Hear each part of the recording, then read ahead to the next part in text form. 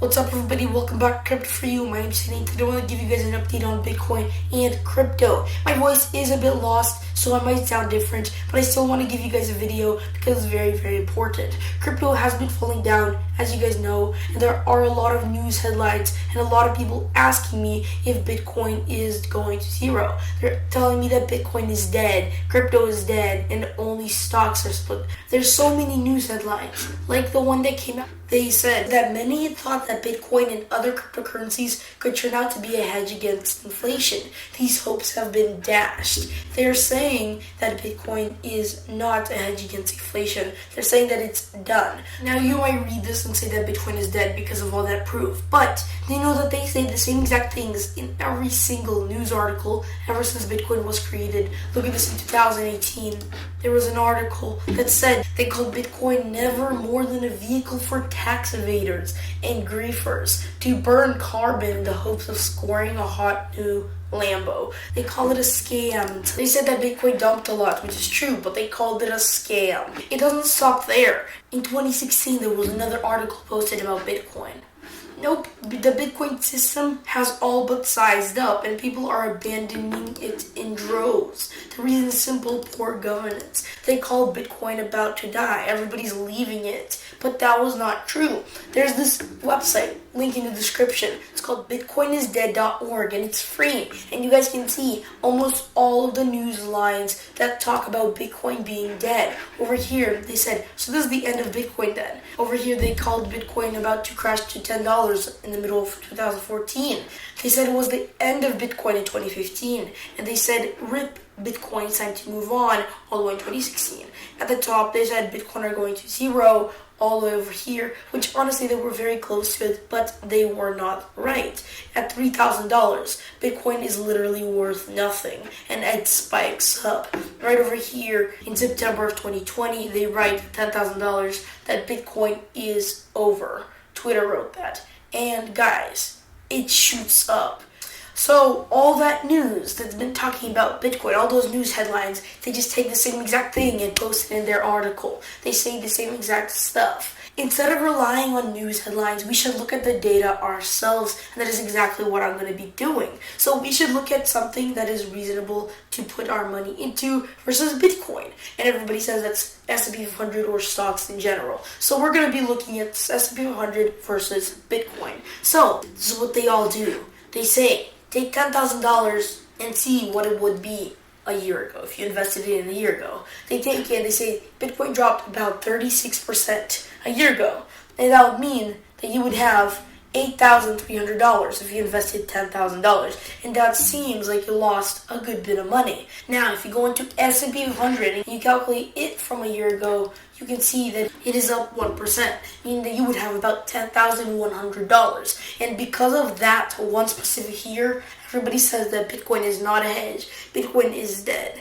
Bitcoin is not a true investment. But they ignore the rest of the history of crypto, the rest of the history of stocks. Look at this. If we go back 2 years instead of one, and we look at May 2020 of stocks, you can see that it rose about 40%, which was a $4,000 profit if you invested $10,000, meaning that you would have $14,000 if you invested in May of 2020. That seems pretty good.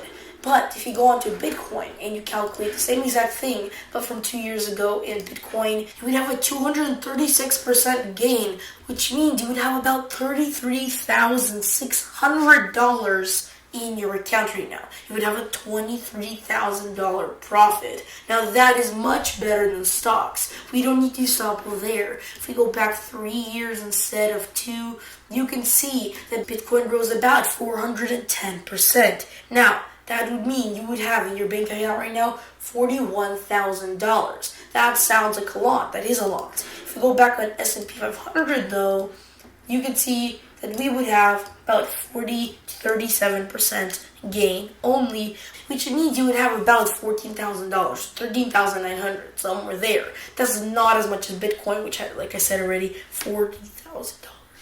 Let's go back 4 years instead of 3 years. Let's look at 2018. If we go to May of 2018 instead of May of 2019, you can see that stocks went up 50%, which is a pretty good investment. And that would mean that you would have in your bank account right now $15,000. That's a very good investment for stocks. But if we go on to Bitcoin, once again, I can take it, I can show you May, which means you have a 372% gain. A little tiny bit less than last year, but you would still have a lot more investment money than if you invested into stocks. You would have about $47,200 in your bank account. Let's go back even farther, not 2018, but 2017.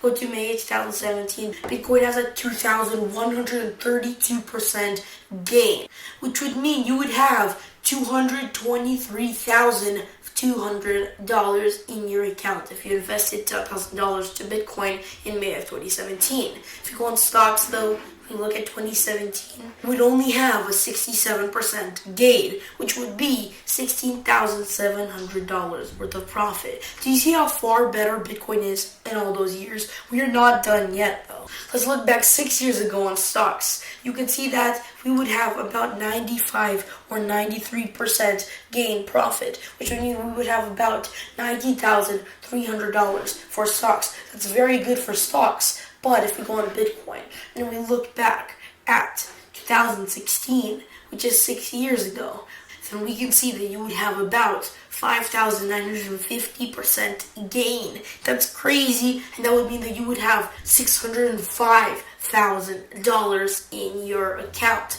Now that's crazy compared to stocks. And one final thing, if we look at S&P 500 7 years ago, S&P 500 would be at 92%, which means you would have $19,200 in your account. But if we go on to Bitcoin 7 years ago, and we look at May of 2015, you could see that Bitcoin would have a 13,180% gain, which would mean that you would have $1,328,000 in your account if you were holding it all the way till today, which a lot of people were doing. We can keep on going. You can keep on going. And you would see that Bitcoin is a very good investment, much better than stocks. Here's a side-by-side comparison. Which do you think is dead? Well, of course, you can argue that stocks are much more stable, Bitcoin is much more risky, but over the last 8 years, this has been one of the only years that Bitcoin has dropped a lot.